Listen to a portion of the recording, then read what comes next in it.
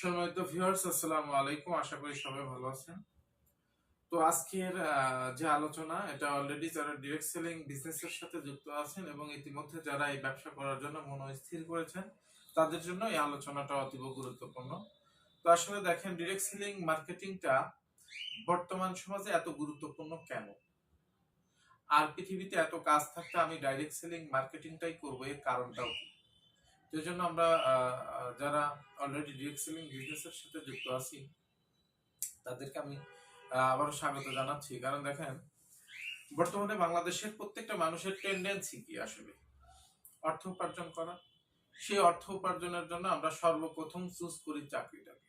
তো আমি বরাবরই চাকরির ব্যাপারে মানুষকে নিরুৎসাহিত করি। এর জন্য অনেক সময় অনেক টোলেরও শিকার হতে হয়।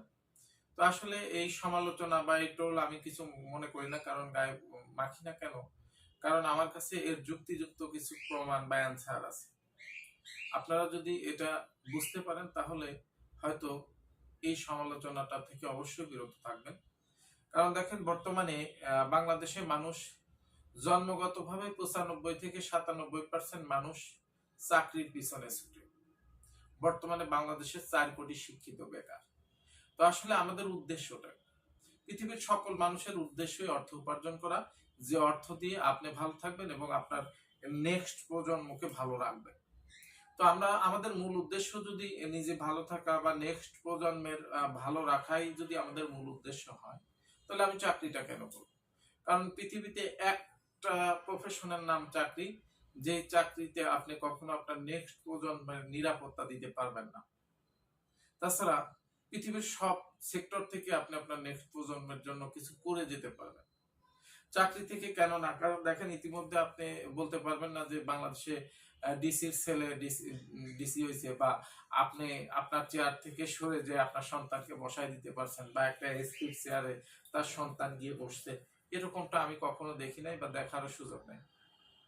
কারণ দেখেন, চাকরি এমন একটা সেক্টর, যেমন এটা গাজীপুর অঞ্চল। তো গাজীপুর অঞ্চলে ম্যাক্সিমাম হচ্ছে গার্মেন্টস সেক্টর। তো গার্মেন্টস সেক্টরে মানুষের যুক্ত হওয়ার যে প্রসেসটা, একটা মানুষ এই সেক্টরে যুক্ত হতে পারবে তিনটা ফ্যাসিলিটিস নিয়ে, বা তিনটা ওয়েতে, বা তিনটা জিনিসের প্রতি দক্ষ হয়ে। তারা প্রথমে হচ্ছে, সে দক্ষতা না থাকলে সে হেল্পার হবে। যদি তার কিছুটা দক্ষ থাকে, অপারেটর বা শিক্ষিত যদি থাকে, তাইলে সে কোয়ালিটির চাকরিটা সর্বোচ্চ নিতে পারবে। তাইলে আপনি অপারেটর হয়ে বা কোয়ালিটি হয়ে বা আপনি হেল্পার হয়ে আপনার জীবনের যাত্রাটা শুরু হলো। তো ফাইনালি এই চাকরির একটা উচ্চ স্থান হচ্ছে প্রোডাকশন ম্যানেজার বা পিএমজিএম। তাহলে আপনি যদি আপনার জায়গায় পিএমজিএম বা সর্বোচ্চ পদে চলে যান, তাইলে আপনি যখন চাকরিটা বাদ দিবেন, তখন আপনার ওই চেয়ারে কিন্তু আপনার সেই সুযোগ্য সন্তান বা নেক্সট প্রজন্মকে কিন্তু আপনি কখনো বসাতে পারবেন না। অর্থাৎ আপনার ইনকাম লেভেলটা ঠিক তখন থেকে জিরো হয়ে যাবে, এবং আপনার নেক্সট প্রজন্ম আবার সিভি নিয়ে হয়তো অন্য কোনো জায়গায় ঘুরবে বা অন্য কোনো চাকরির সন্ধান করবে। তো আপনি আপনার সন্তানের জীবনের নিরাপত্তা কিন্তু আপনি দিতে পারেন। কিন্তু পক্ষান্তরে আপনি যে ব্যবসার কথা বলেন, এমনকি একজন রিক্সা চালক, সে যদি তার মানে লক্ষ্য স্থির করে কাজে নামে, তাইলে আমি মনে করি যে সে 5 বছর 10 বছর পরিশ্রম করলে সে একটা সময় ভালো একটা রিক্সা গ্যারেজের মালিক হতে পারে, বা সে একটা সিএনজি গ্যারেজের মালিক হতে পারে, বা তার আন্ডারে 2-4টা ট্রাক বাস থাকতে পারে। তো এখন কথা হচ্ছে যে, তার জীবনের যাত্রা শুরু রিক্সা চালক দিয়ে শুরু হলেও, তার যখন শেষ প্রান্তে এসে বা তার কর্মের শেষ জায়গায় এসে যখন সে একটা রিক্সা গ্যারেজের মালিক থাকবে বা 2টা বাসের মালিক থাকবে, তাহলে তার অবর্তমানে তার সন্তানের জীবনটা শুরুটা হচ্ছে ওই 2টা বাসের মালিক হয়ে। পক্ষান্তরে যদি আপনি একটা বাজারের আলু পটল পেঁয়াজ দিয়ে আপনার জীবনের যাত্রা শুরু করেন, এক সময় আপনি ভালো সুপার শপের মালিক হয়ে গেছেন, পরবর্তীতে আপনার সন্তানের জীবনের যাত্রা শুরু হচ্ছে ওই সুপার শপের মালিক দিয়ে। সেখানে যদি 5 লক্ষ টাকা ইনকামও থাকে, আপনার জীবনের বা আপনার সন্তানের জীবনের ইনকাম সোর্সটা 5 লক্ষ টাকা দিয়ে শুরু হচ্ছে। এজন্য আপনি বিজনেস করবেন। তাইলে চাকরি এবং ব্যবসার মধ্যে আমি একটু তফাৎ বোঝানোর চেষ্টা করলাম।